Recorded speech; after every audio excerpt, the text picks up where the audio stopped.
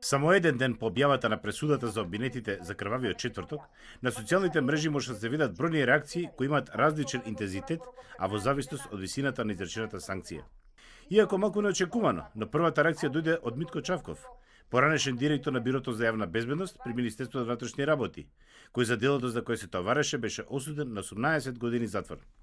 Нарачката на мафијата која владее со Република Македонија е реализирана, монструозно обвинение, неосновано, драконска казна.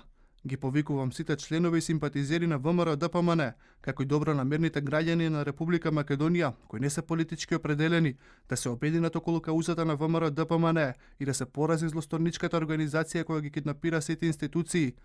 Поделбите се во корист само на мафијата. Вилата на Халкидики им ја подарувам на истражувачките новинари. Најавувам тужба за фингираната службена белешка.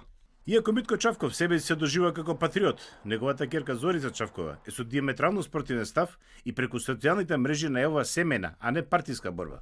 Осудениот Јане Ченто себе си се наоѓа во историјата, која наводно ќе го ослободела.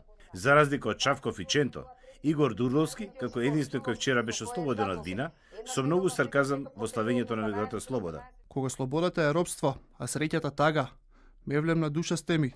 Сите вие што со мисла, збор, присуство бевте со мене во најтешкото.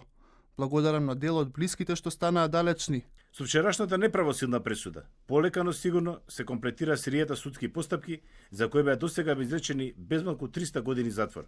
Имено, јавноста ще уште ја памети минатогодишна судска пресуда за голема група граѓани, кој на 27 април 2017 година влега во Републичкото собрание и физички се преспектува со пратениците Зијадин Села, Зоран Заев, Радмила Шекеринска, Арка Груби и други.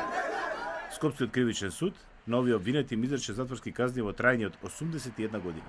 Сепак, финалето на случајот наречен 27 април може да се очекува во многу скоро време. Според некои предвидувања, веќе следниот месец може да се очекува нов обвинителен акт за 5 лица за кривично дело терористичко загрозување на уставниот поредок.